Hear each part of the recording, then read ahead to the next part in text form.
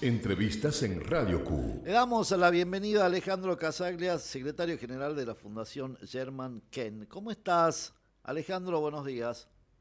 ¿Qué tal? Buenos días, ¿cómo estás? Bueno, un gusto, volvemos a vernos después de mucho tiempo, vernos obviamente online, para poder hablar de un tema que no es menor. Pero quiero empezar para que le cuentes a la gente un poco qué es la Fundación Germán Kent.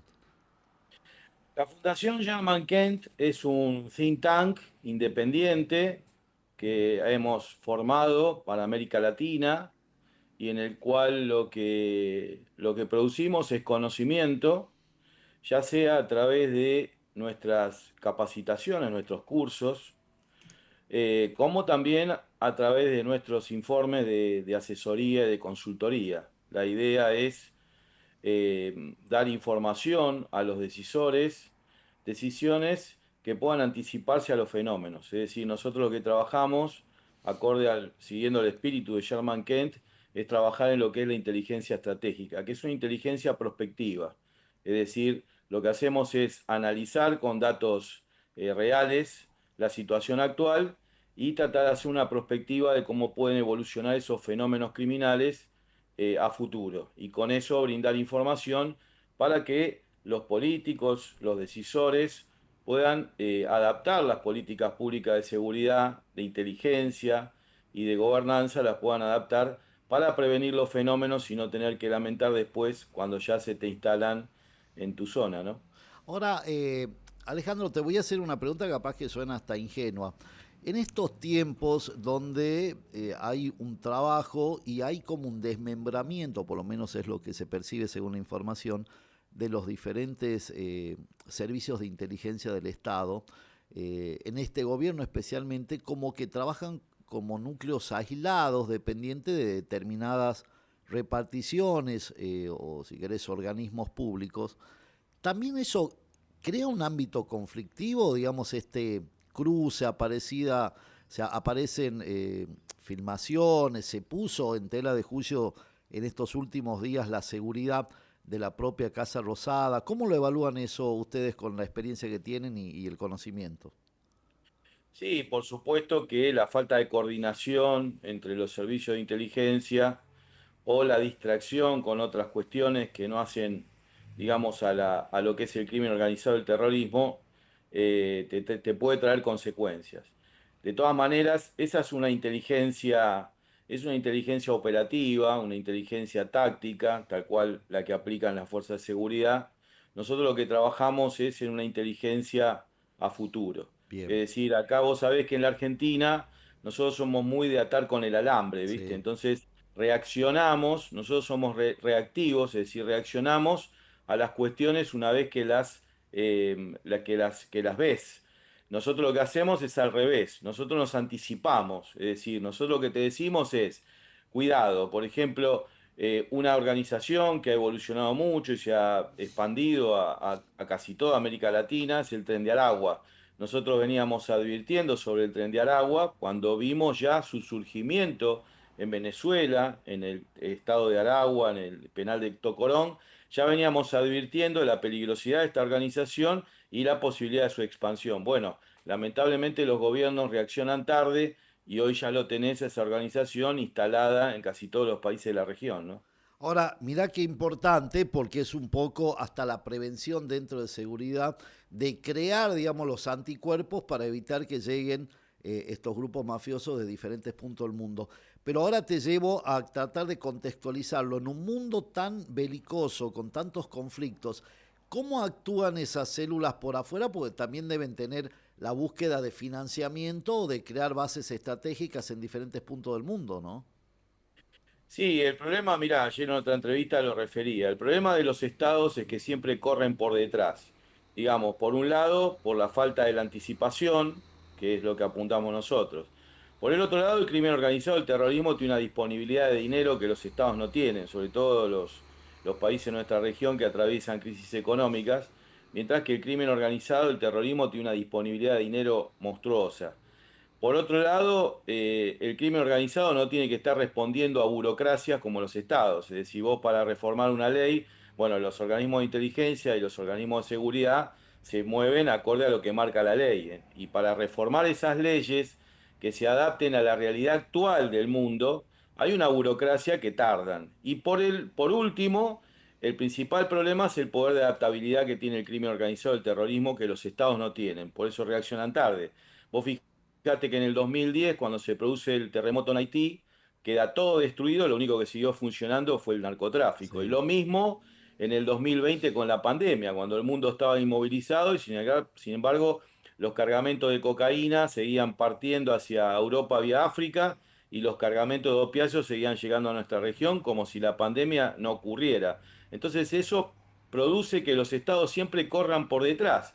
Y entonces el crimen organizado, el terrorismo, ve el panorama adecuado para seguir expandiéndose y por supuesto que lo que mencionabas vos, es decir, la conflictividad en el mundo, que hoy el mundo está globalizado, no de ahora, de hace décadas, y entonces lo que ocurre, por ejemplo, en Medio Oriente no es ajeno a lo que pueda ocurrir en la Argentina. De hecho, en el 92 y en el 94 lo hemos experimentado. O lo que ocurre con la mafia rusa, por ejemplo, en Asia o en Europa, no es ajeno a la Argentina, porque de hecho la mafia rusa ha actuado y actúa en la Argentina. Entonces, ese es el problema que están viviendo los estados de la región, ¿no? Ahora, Alejandro, también hay mucho, viste, como, eh, eh, a ver, ¿cómo decirlo?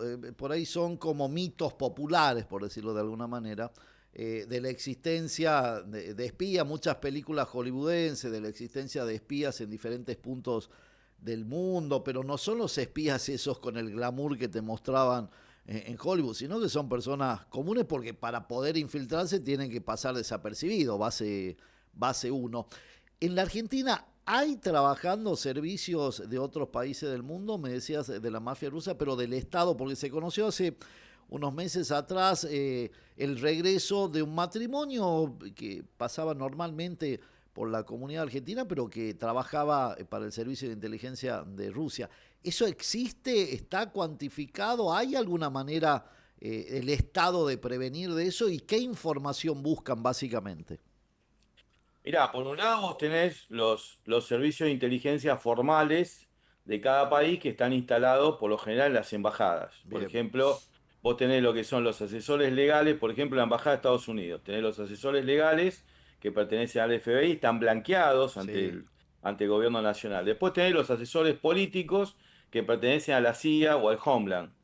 Esos están blanqueados. Pero después, por otro lado, tenés servicios de inteligencia que actúan en los distintos países y que es una realidad. Ahora, ¿cómo se detecta esto? Es bueno, trabajando y cooperando con los países amigos para poder prevenir y que no te hagan inteligencia.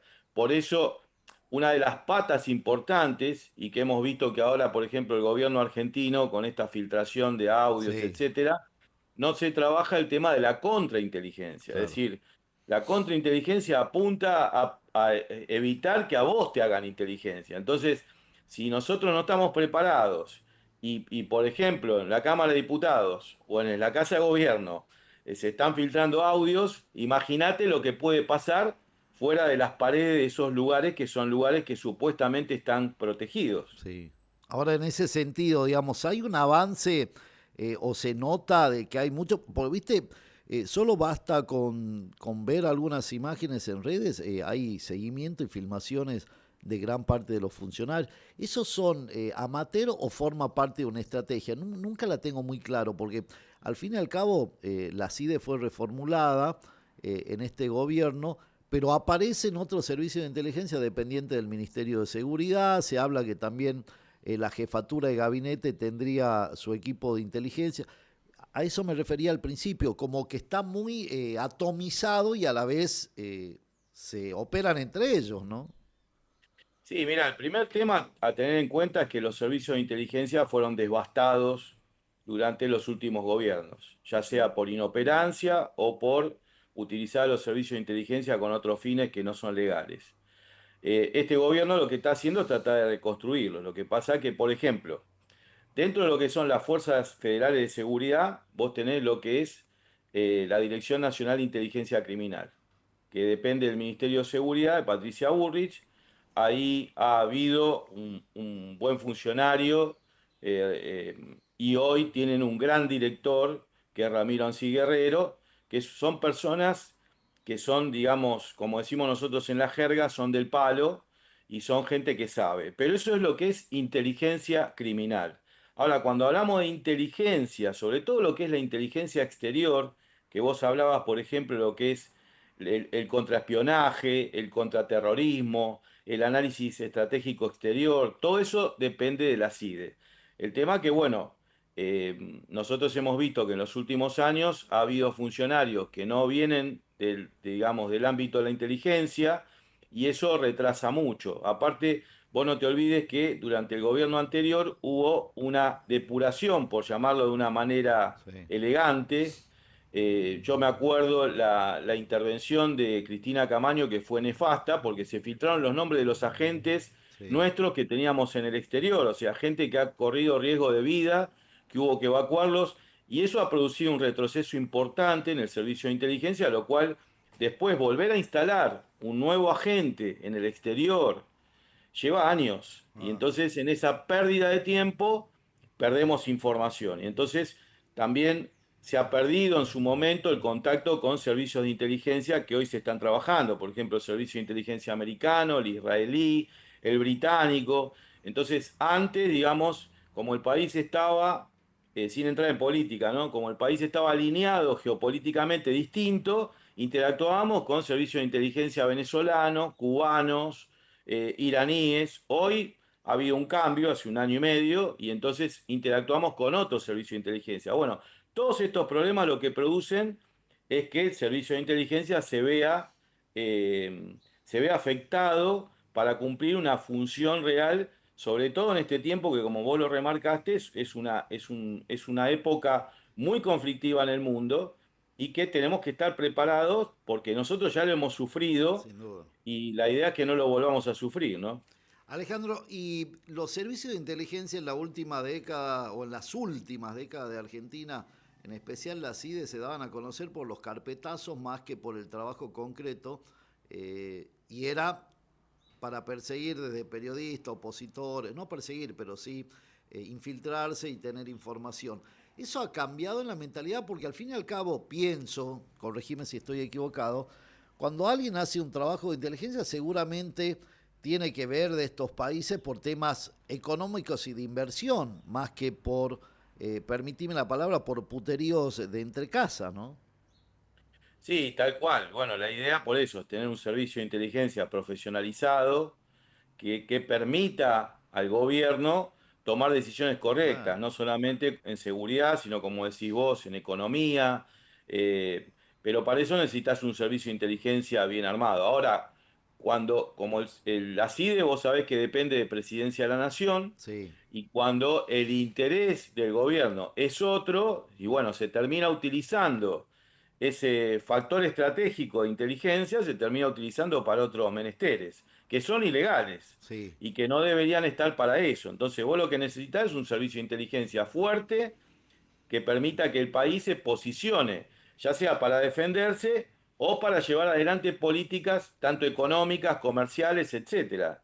Pero bueno, en los últimos años, bien como lo has marcado vos, se han utilizado para otros menesteres y bueno, y ahí ha habido problemas, vos recordarás que hubo agentes detenidos Sí. y bueno, causas penales, porque se termina usando un potencial para otras cosas que no son legales y no debería ser así.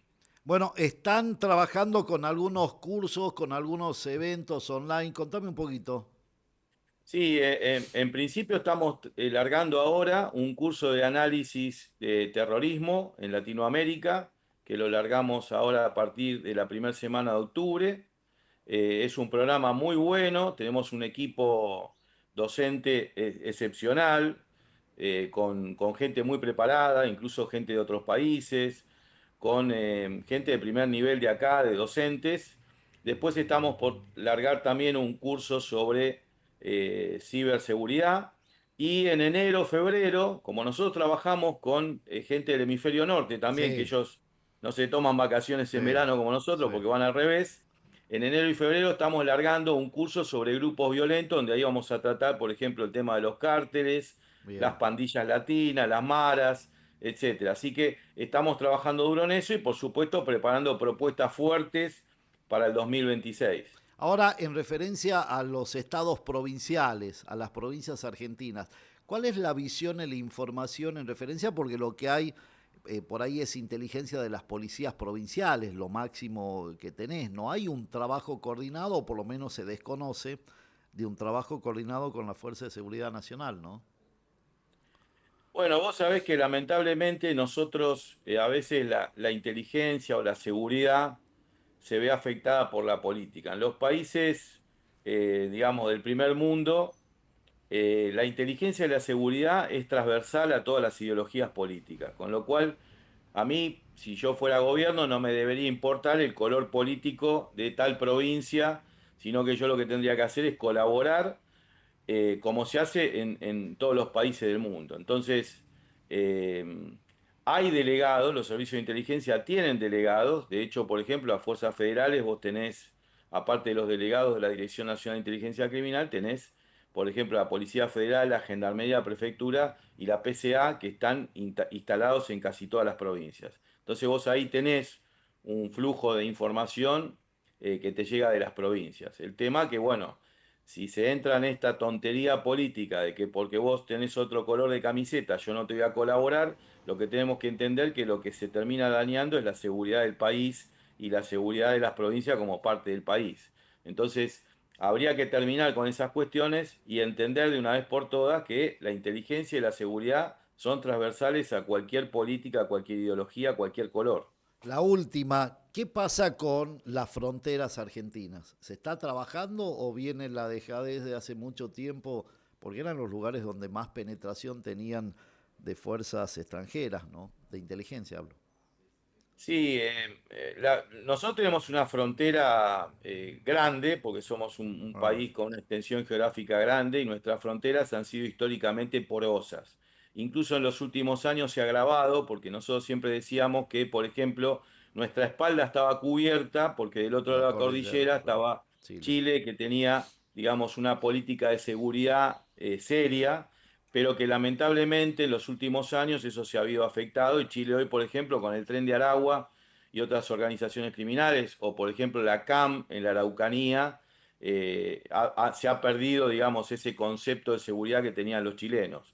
Entonces, digamos que hoy se nos ha agravado el tema de fronteras, pero afortunadamente, bueno, con la llegada de Patricia Bullrich al Ministerio de Seguridad Nacional, está trabajando en el reforzamiento de fronteras. Lo que pasa que es el problema de la sábana corta, es decir, te Ah, tapa la cabeza, te tapa los pies.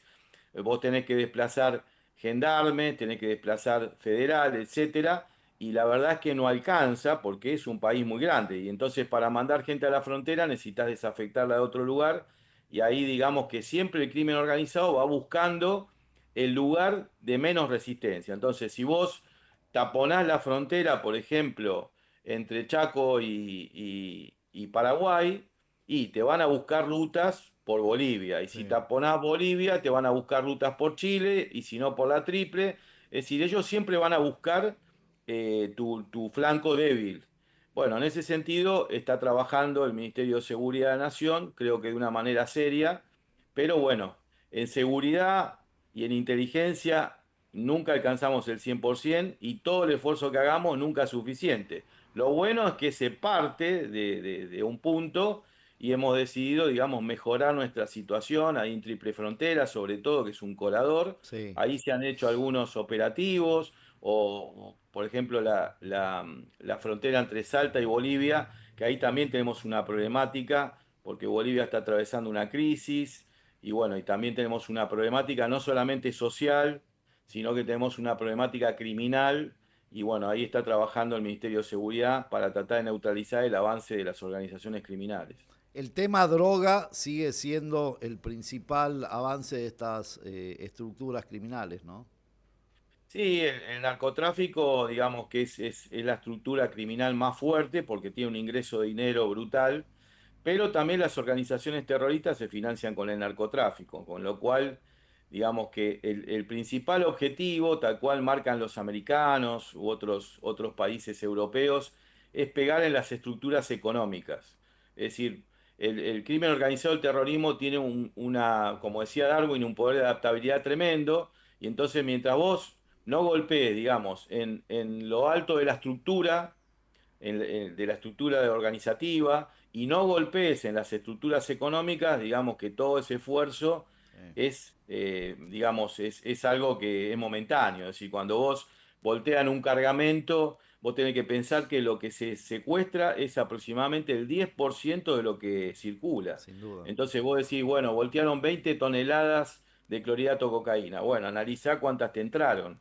Y el tema, mientras vos no afectes a la estructura, a las altas esferas de la estructura criminal, y le golpees en la estructura económica, el crimen organizado va a seguir subsistiendo y va a seguir creciendo. Alejandro, te agradezco la comunicación, que tengas buena jornada y un placer. Gracias, un abrazo para todos.